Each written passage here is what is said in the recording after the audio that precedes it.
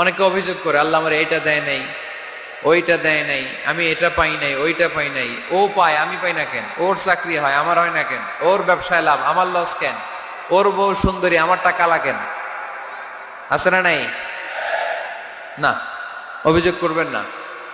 আপনি যে অবস্থানে থেকে অখুশি, আপনি যে অবস্থানে থেকে আল্লাহর কাছে অভিযোগ করতেছেন, আপনার এই অবস্থানে আসার জন্য অনেকে আল্লাহর কাছে দোয়া করতেছে, ঠিক কিনা?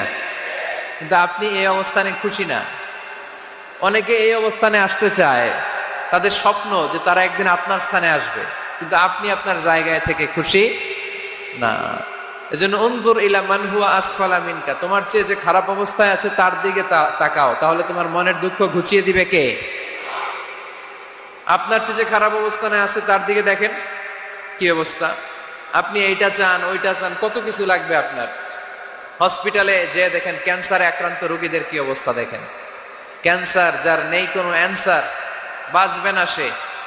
ওরে যে জিজ্ঞেস করেন, ভাই আমি তো বাড়ি চাই, গাড়ি চাই, আমার অনেক অভিযোগ, আমি এটা চাই ওটা চাই, তুমি কি চাও? ক্যান্সার আক্রান্ত রোগীটা বলবে, আমি কিচ্ছু চাই না, আমি খালি বাঁচতে চাই। ক্যান্সারে আক্রান্ত রোগীটা কি চায়? শুধু কি চায়? বাঁচতে চায়। আর আমাদের অনেক কিছু লাগবে। এজন্য বেঁচে যে আছি এই জন্যই আলহামদুলিল্লাহ। শ্বাস প্রশ্বাস যে নিতে পারতেছি, বেঁচে আছি, অনেক দিয়েছে প্রভু, আর কিছু লাগবে না, আলহামদুলিল্লাহ পড়েন। চাওয়ার কোনো শেষ নাই, আছে? লাউ আন্না লিকুল্লি ইবনি আদম ওয়াদিয়ান মিন যাহাব আহাব্বা আইয়াকুনা লাহু ওয়াদিয়ান ওয়া লা ইয়ামলা ফাহু ইল্লা তুরাব। প্রত্যেক বনি আদমকে আল্লাহ তাআলা একটা করে স্বর্ণের পাহাড়ের মালিকও যদি বানিয়ে দেয়। কিসের পাহাড়? সবাই বলেন। দেখছেন শরীয়তপুরে? শরীয়তপুরে নাই স্বর্ণের পাহাড়? কোন দেশে আছে? সৌদি আরব। স্বর্ণের পাহাড় নাই, স্বর্ণের খনি আছে। স্বর্ণের পাহাড় এই পৃথিবীতে হবে না, স্বর্ণের পাহাড় পাওয়া যাবে জান্নাতে, ঠিক কিনা? প্রত্যেককে যদি আল্লাহ একটা করে স্বর্ণের পাহাড়ের মালিকও বানিয়ে দেয়, তারা আরো একটা স্বর্ণের পাহাড়ের মালিক হতে চাইবে। আচ্ছা বুঝে শুনে উত্তর দেন তো, আল্লাহ যদি আমাকে একটা স্বর্ণের পাহাড়ের মালিক বানিয়ে দেয়, আমার 14 পুরুষ এই পাহাড়, স্বর্ণের পাহাড় কেটে কেটে ভেঙে ভেঙে বিক্রি করে খেয়েও এই পাহাড়ের অর্ধেকও কি শেষ করতে পারবো? তাহলে আরেকটা লাগবে কেন? স্বভাব, ঠিক কিনা? স্বভাব কি? মাইকে সমস্যা? শোনা যায় নাকি যায় না? ইয়েস নাকি নো? শোনা যায়? মাশাআল্লাহ। তো হাত দেখালেন কেন? এটা শোনা যায় না? তোমাদের ইয়েস নাকি নো? এই যে কয় ইয়েস। হ্যাঁ, ইয়েস নাকি নো? অর্ধেক কইছি ইয়েস, অর্ধেক কইছে নো। আলামিন কই রে ভাই তুমি? আমাদের আলামিন ভাই কই? একটু ইয়েস করে দাও। এখানে যেখানে যেখানে নো আছে এগুলোর কি করে দিতে হবে? ইয়েস। তো একটা স্বর্ণের পাহাড়ের মালিক যদি আমি হই, আমার 14 পুরুষ খেয়েও শেষ করতে পারবে, তারপরেও আমি আরেকটা কেন চাই? স্বভাব। আল্লাহর হাবিব বললেন এটা স্বভাব। ওয়ালা ইয়ামলা আফাহু ইল্লা তুরাব। কবরের মাটি ছাড়া কোনো কিছুই তার এই জিহ্বাটারে থামাতে পারবে। যার আছে যত বেশি তার আরো চাই তত বেশি, তার চাই তত বেশি। শেখ সাদি রাহিমাহুল্লাহ, ইরানের বিখ্যাত কবি, বালাগাল উলা বিকামালিহি কাশাফাদ দুজা বিজামালিহি, এই কবিতা লিখে বিখ্যাত হয়েছিলেন। তো ওনার একটা সময় আর্থিক দৈন্যতা যাচ্ছিল, টাকা পয়সা ছিল না, ফলে পায়ে দেওয়ার মতো জুতা ছিল না। কি ছিল না? জুতা ছিল না। তো খুব আফসোস করে একদিন মনে মনে আল্লাহরে বলে, আল্লাহ আমি এত বড় কবি, আমার পায়ে দেওয়ার মতো জুতা নাই। আহা, আফসোস করে ঘর থেকে বের হয়েছে। বের হয়ে দেখে এক ভিক্ষুক ভিক্ষা করে। ওই ভিক্ষুকের 2টা পাই নাই। ভিক্ষুকের 2টা, আর কবি সাহেবের কি নাই? জুতা নাই। কবি সাহেব যখন এই দৃশ্য দেখছে, হায় রে আমার তো পা আছে এর তো পাই নাই, সেজদায় পড়ে গেল আর আল্লাহরে বলে আল্লাহ শুকর আলহামদুলিল্লাহ বেশ ভালো আছি, আর কিছু লাগবে না। এজন্য শান্তি হচ্ছে শুকর আলহামদুলিল্লাহর ভিতরে। শান্তি কিসের ভিতরে? শুকর আলহামদুলিল্লাহর ভিতরে। এজন্য আওয়াজ করে পড়েন আলহামদুলিল্লাহ। আপনার চাহিদার কোনোদিন শেষ হবে না। দেখবেন যার পা নাই সে পা দেখে আফসোস করে, ইস লোকটা হেঁটে যায় কি সুন্দর যায়, আমি তো হাঁটতে পারি না, যদি হাঁটতে পারতাম, যদি দুইটা পা থাকতো। যার পা আছে সে সাইকেলওয়ালাদেরকে দেখে আফসোস করে, ইস আমার যদি একটা সাইকেল থাকতো তাহলে তার হাঁটা লাগতো না, সাইকেল দিয়ে বাজারে যেতাম। যার সাইকেল আছে সে আবার হুন্ডাওয়ালাদেরকে দেখে আফসোস করে, ইস একটা হুন্ডা যদি থাকতো তাহলে তো ভোঁ ভোঁ করা যাইতো না। হুন্ডাওয়ালারও আফসোস আছে প্রাইভেট কারওয়ালাদের দেখে, তারা আফসোস করে, ইস আমার যদি একটা কার থাকতো তাহলে তো কার চালাইতে পারতাম। যাদের প্রাইভেট কার এদেরও আফসোস আছে, ইস আমার যদি একটা হেলিকপ্টার যদি থাকতো তাহলে তো উড়াল মারতে পারতাম, ঠিক কিনা? হেলিকপ্টার ওয়ালাদেরও আফসোস আছে, আমার যদি একটা জেট প্লেন থাকতো, jet plane, private jet plane, prince Walid bin তালালের মতো 70% মেড অফ গোল্ড, তার একটা জেট প্লেন আছে, এটার 70% স্বর্ণ দিয়ে বানানো। তার মানে চাওয়ার কোনো শেষ আছে নাই। সুখ শান্তি যদি চান আরেকদিকে, পোলায় কই যায় পোলায় নিজেও জানে না, মেয়ের অবস্থা খারাপ আরেক ছেলের সাথে হাঁটে। তো এই হচ্ছে এদের লাইফস্টাইল। সবাই না, আল্লাহওয়ালা যারা তারা ভিন্ন।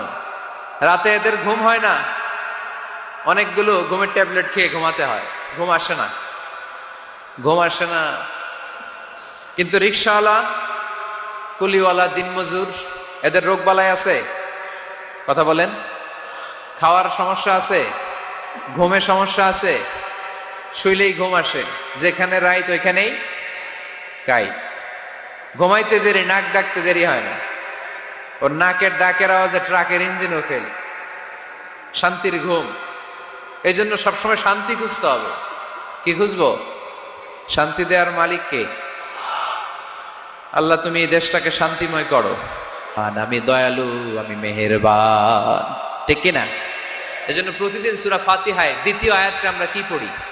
আর রহমান আর রাহিম, ঠিক কিনা? তিনি দয়ার সাগর, তিনি মায়ার সাগর। আমরা বললাম আল্লাহ ঠিক আছে আমরা বুঝেছি আপনি দয়ার সাগর, আর আপনি কি করেন? দ্বিতীয় আয়াতে আল্লাহ বললেন আল্লামাল কোরআন, আমি কোরআন শিক্ষা দেই। শুধু দয়ার সাগর হয়ে আমি আল্লাহ বসে থাকি নাই, তোমাদের হেদায়েতের জন্য আমি কোরআন নাজিল করে দিয়েছি। আল্লামাল কোরআন, আমি কোরআন শিক্ষা দেই। আমাদেরকে কোরআন শিখিয়েছে কে? বিশ্বনবীকে কোরআন শিখিয়েছে কে? আল্লাহ। এজন্য দুনিয়াতেও যারা কোরআন শিখায় তাদের মর্যাদা বাড়ায় দেয় কে? বাংলার জমিনে যারা কোরআন শরীফ শিখায় এদের মর্যাদা সবচেয়ে কম, এদের বেতন সবচেয়ে কম, এরা সমাজে সবচেয়ে বেশি অবহেলিত, ঠিক কিনা? আল্লাহর কাছে এরা সবচেয়ে বেশি সম্মানিত।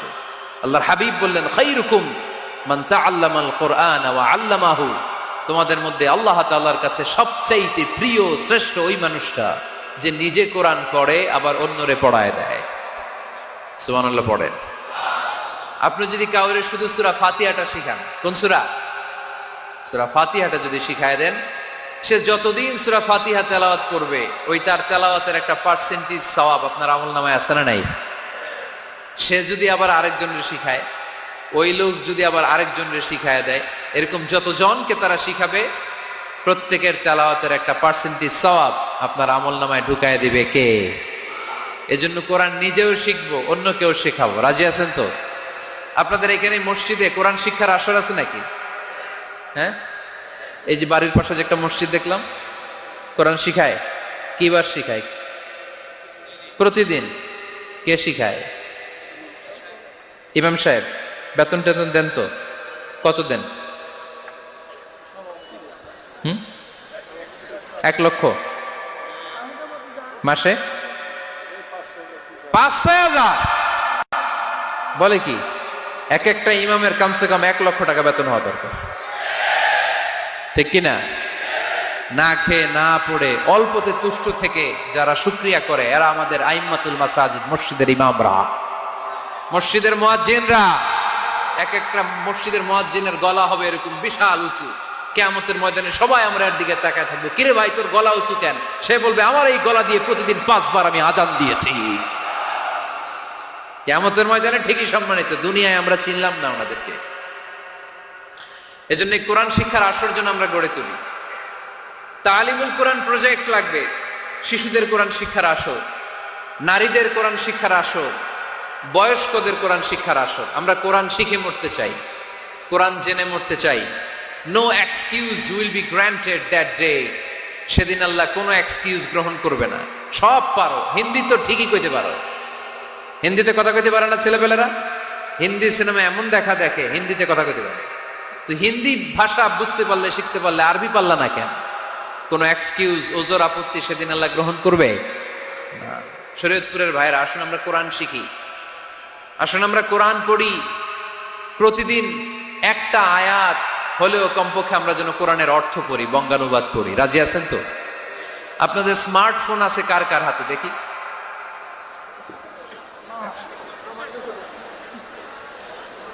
আপনারা কি অ্যানালগ? স্মার্ট আপনি? মাশাআল্লাহ। তোমরাও কি স্মার্ট? হ্যাঁ, ঠিক আছে, হাত নামাও, হাত নামান সবাই।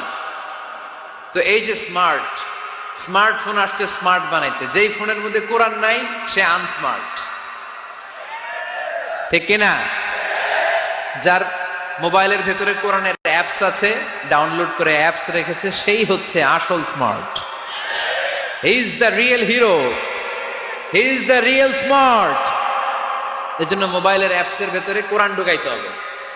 শরীয়তপুরের ছেলেরা খুব সহজ, অ্যান্ড্রয়েড সেট ইউজ করলে প্লে স্টোরে যাও, যে তুমি বাংলা কোরআন লিখো চলে আসবে। আইফোন যদি ইউজ করো অ্যাপ স্টোরে যাও, ওখানে যে বাংলা কোরআন লিখো চলে আসবে। সহজ। এত সহজ হওয়ার পরেও আল্লাহ কি বললেন আমরা যদি না শিখি, না জানি, আল্লাহ কি ক্ষমা করবে? যা বলার সব আল্লাহ বলে দিয়েছে এই কোরআন। এই কোরআনে শুরু হয়েছে বিসমিল্লাহির রহমানির রহিম দিয়ে, মানে বা দিয়ে। কি দিয়ে? চিল্লায় বলেন না, কি দিয়ে? বা দিয়ে। আর এই কোরআন শেষ হয়েছে সূরাতুন নাস দিয়ে, যে সূরার শেষ আয়াত হচ্ছে মিনাল জিন্নাতি ওয়ান নাস। বার সিন মিলাইলে কি হয়? বাস। এবার বাসে চড়া শরীয়তপুর শহরে যাব। ওই বাস না, এই বাস মানে যথেষ্ট, এই বাস মানে সাফিসিয়েন্ট, কাফি। আল্লাহ বুঝালেন এই 30 পারায় 114টা সূরায় আমি যা দিয়েছি এটাই বাস, যথেষ্ট। নতুন করে আর কিচ্ছু লাগবে না। চিল্লায় বলেন ঠিক কিনা?